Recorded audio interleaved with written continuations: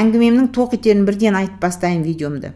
Жоғын түгендемегеннің малы түгел деген сөзге ұйып, ес сөз YouTube каналымда білімі мен көп жылдық тәжірибемді қолданып, бастауыш сыныпта қазақ тілін қалай оқытылып жатқанын баяндайтын видеолар жасап жүрмін. Бұл видеоларымның аналитикасына қарасам, адамдар 30 секундтан кейін жаба салады екен. Себебі қызық емес, ақпарат та бар, оқытудың тиімді әдіс-тәсілдері де айтылған. Жан Пиаже, Сеймур Пейперт, Митчелл, Резник сияқты әлемнің бала оқыту ғылымын жасағандар туралы мәлімет те бар. Бала оқыту принциптері десеңіз, ол да бар. Слайдтың түр-түрі бар. Бірақ қараған адамыз. Неге? Өйткені қызық емес. Әзірге қызықтыра алмай жатырмын. Видеоларымның тақырыбы қазақ тілін қалай үйретеміз, қалай үйренеміз, қалай оқытылып жатыр, қалай оқытылу керек еді деген мәселе аясында. Нақтырақ айтсам, қазақ тілін оқыту үшін қойылған әртүрлі мәтіндердің мазмұны, бұл мәтіндерде сөздер, сөйлемдер, олардың қолданылуы, білім беру мақсатына қызметі туралы. Қызықты тақырыпқа видео жасауға болады. Алдағы уақытта бар ондай жоспарлар. Ал қазір видеоларым қызықты болмаса да өзекті тақырып қазақ тілін оқыту жайы. Видеодан өтіп кетпей, қызықты болмаса да, қайталап айтам, өзекті болған үшін ғана 4 минут уақытыңызды, пікіріңізді жазуға 3 сөзіңізді қисаңыз, менің осы құлшынысымды қолдаған болар едіңіз. Осы өзекті видеомды қызықты жасау үшін қыстың көзі қырауда алыстағы ауылға барып, түлкіні бүретін бүркітпен суретке түсіп те келдім. Мына суретте әдемі сән болып бүркітті ұстап түссем де, шындығында оңай болмады. Камера арқасында көрсете кетейін.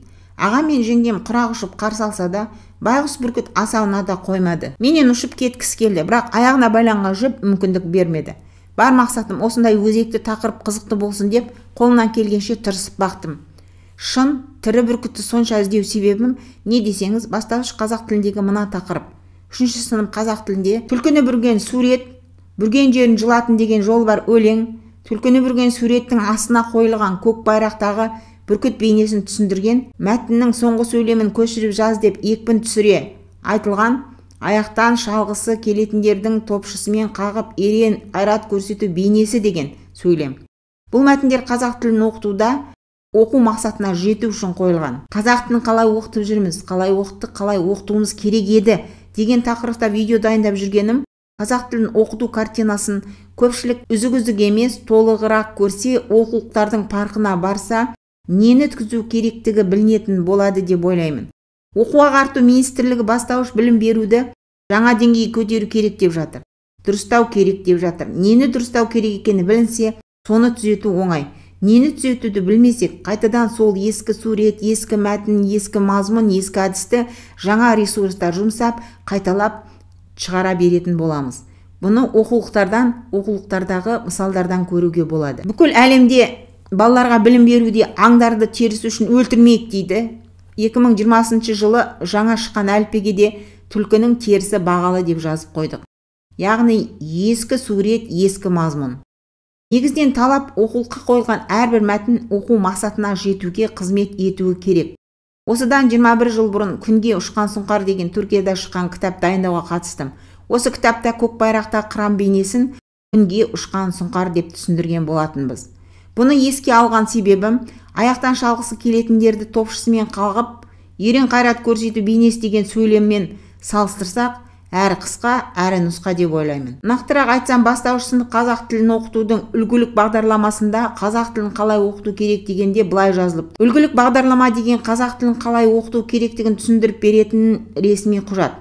Бастауыш сыныпта қазақ тілін үйретуде әлемдегі секілді тіл үйретудің А1, А2 деңгейін негізге алады деп жазылған. Бұл не деген сөз? Қазақ тілінде оқытылатын мәтіндер, үйретілетін сөздер бала түсінетіндей, өмірінде қолдана алатындай болу керек деген сөз. Аяқтан шалғысы келетіндерді топшысымен қағып ерен қайрат көрсету бейнесі деген мына сөйлемді 3-ші сынып баласы түсінеді деп ойлайсыз ба? Аяқтан шалғысы келетін деген бейнелі түрде негізгі мағынада емес, қосымша мағынада қолданылып тұрған аяқтан шалу деген тұрақты сөз тіркесі. Тіл үйретудің А1, А2 деңгейінде күрделі тұрақты сөз тіркестері қолданылмайды. Топшы сөзімен, топшысымен қағып деген сөз тіркесін бала өмірінде қанша рет қолданады деп ойлайсыз? Ерен сөзіне сіз ересек қазақ тілін бір қазақтай білетін адам ретінде қане? Сөйлем құрап көріңізші. Қайрат көрсету сөз тіркесінде де сөйлем құрай салыңыз. Бейне деген сөз нені білдіреді? Бейне сөзінің анықтамасында бере кетіңіз. Осымен бітті деп ойлайсыз ба? Жоқ, бітпеді. Әлі бүрген жерін жұлатын деген өлең жолдарында кездесетін сөз тіркестерін талдауымыз керек. Жарайды, видео ұзап кетпес үшін бұны сізге үй тапсырмасы ретінде бере салайын.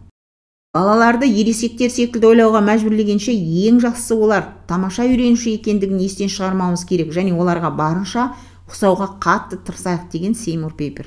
Ессіз сөз YouTube каналында Сеймур Пейпердің тасбақасы және әліппедегі тасбақа жайлы видеомда бар. Сеймур Пейпер кім деп қызықсаңыз, сол видеодан біліп аласыз. Қазіргі кезде қоғамда өзіндік орны, міндеттері мен құқықтары бар белсенді жеке тұлға ретінде өсіп жетілетін, ана тілі қазақ тілі болатын бастауыш партасындағы бала қазақ тілін білім алудың қайнар көзі және күшті қатынас құралы ретінде қолдана білуінің маңызы зор. Мақсатымыз барлық балалардың көк байрағымызды оқулығымыздың мына бетінде қойылғандай төмен жағына емес, жоғары биікте көретіндей адам болып шығуын оқу мақсаты етіп қоямыз.